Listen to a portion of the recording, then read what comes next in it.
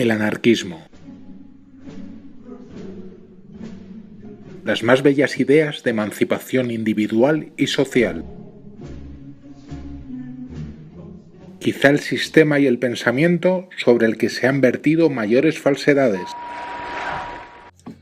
Pues resulta muy curioso que los anarquistas, o al menos gran parte de ellos, a pesar de su evidente repulsa a toda forma de dominación, se hayan esforzado en analizar la voluntad de poder, la llamada voluntad de poder, como uno de los estímulos más fuertes, más poderosos para el desenvolvimiento de toda sociedad humana.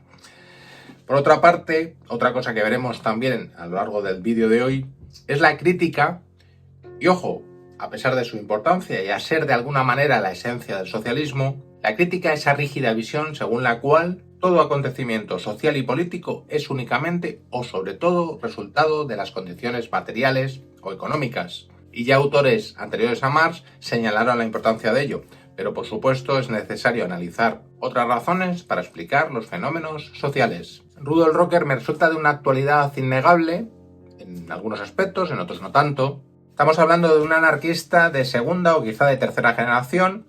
Nació en 1873, murió en 1958, es decir, vivió ya hechos verdaderamente convulsos en el siglo XX, como es el desarrollo de los totalitarismos, las guerras mundiales.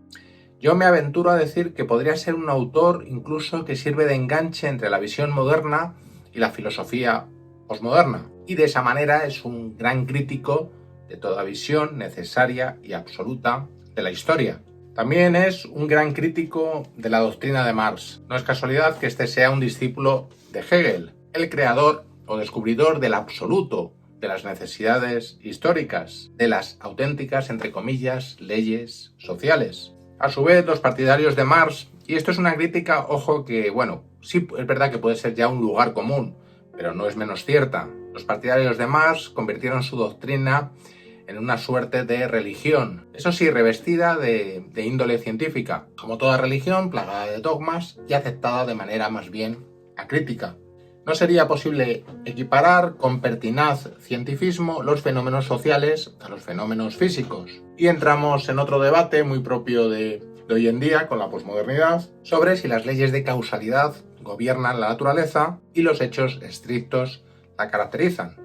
Sea como fuere, sí podemos aceptar que la existencia humana está hasta cierto punto condicionada por esas leyes, pero por supuesto sí es posible canalizar esas fuerzas naturales, pero quizá nunca suprimirlas. Es decir, nuestra voluntad y nuestro deseo pueden mejorar ciertas manifestaciones de las leyes naturales, pero el proceso general nunca podríamos eliminarlo. Esa supuesta necesidad e inmutabilidad presente en la naturaleza, que pueden ser calculadas e interpretadas gracias al método científico, condujo a algunos pensadores modernos a pensar que podrían realizar lo mismo con los fenómenos sociales.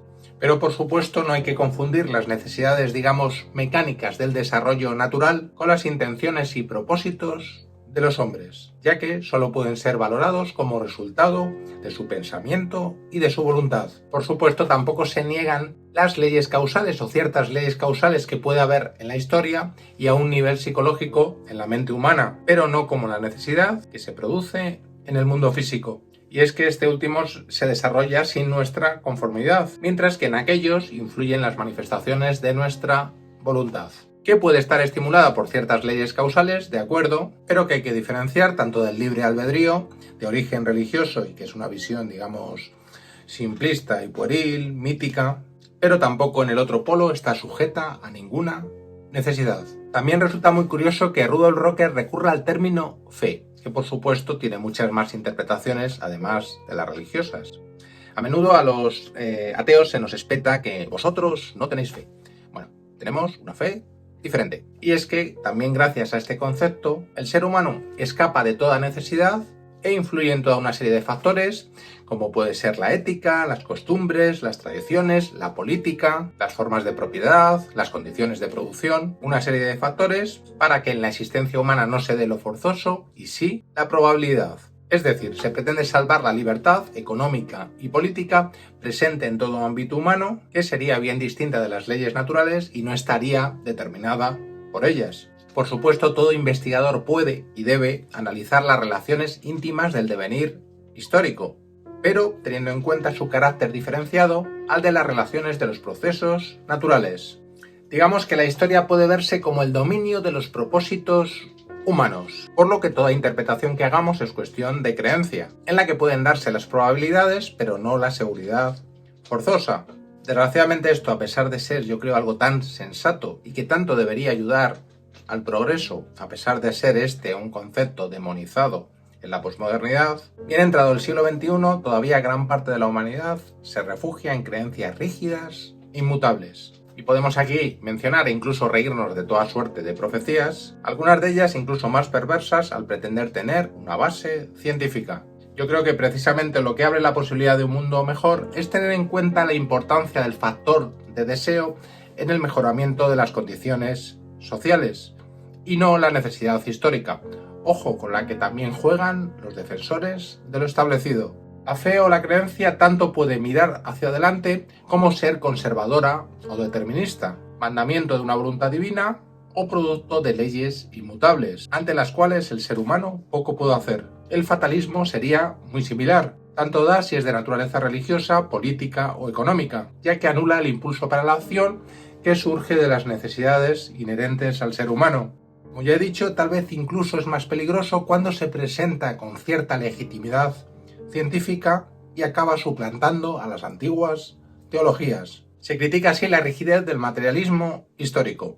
A pesar de la importancia de las condiciones económicas, donde entra también la lucha de clases, para explicar un determinado periodo histórico no puede ser todo explicado en base a ellas. Y hay que tener en cuenta otros factores para explicar los fenómenos de la vida social. Rudolf Rocker afirma que la voluntad de poder es una de las fuerzas motrices más importantes de la historia, decisiva en la formación de la vida económica y social. Podemos estar muy de acuerdo con este autor cuando, ojo, una vez más, sin negar la importancia de las condiciones económicas para el desenvolvimiento social, señala también otros ejemplos históricos en los que las aspiraciones religiosas y políticas de dominio tienen también un papel importante en el curso de la economía, la paralizan por largo tiempo o la conducen por otro camino. Y todavía existe algo más importante en el análisis de la historia, y es cuando se reconoce solo y exclusivamente a los representantes de un determinado nivel económico. Rocker no se anda con chiquitas a la hora de criticar tal estrecha visión y considera que tal cosa convierte en una caricatura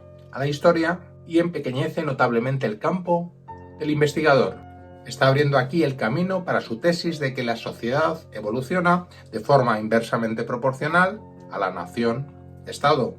No podemos estar más de acuerdo tampoco con el anarquista Rocker al tener unas miras tan amplias y no caer en ninguna suerte de reduccionismo o determinismo cuando señala cosas como que una clase social como la burguesía, en ocasiones, yendo incluso contra sus intereses, ha realizado cosas encomiables, como puede ser el establecimiento de la paz o el enfrentamiento con la Iglesia.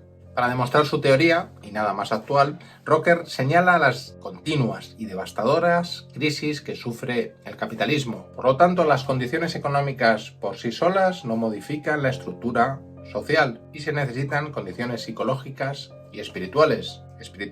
Así lo definía Rocker, y no me parece nada mal dar otro contenido a este término habitualmente acaparado por la religión. Condiciones psicológicas y espirituales que impulsen el deseo de transformación. Rocker denunciaba en Nacionalismo y Cultura la actitud de los partidos socialistas, así como de los sindicatos inspirados por ellos, los cuales se habían subordinado al capital y a los intereses nacionales, abriendo en ocasiones incluso la puerta al fascismo. Insistiremos en la actualidad de este análisis. El socialismo como movimiento no ha estado históricamente a la altura de las circunstancias.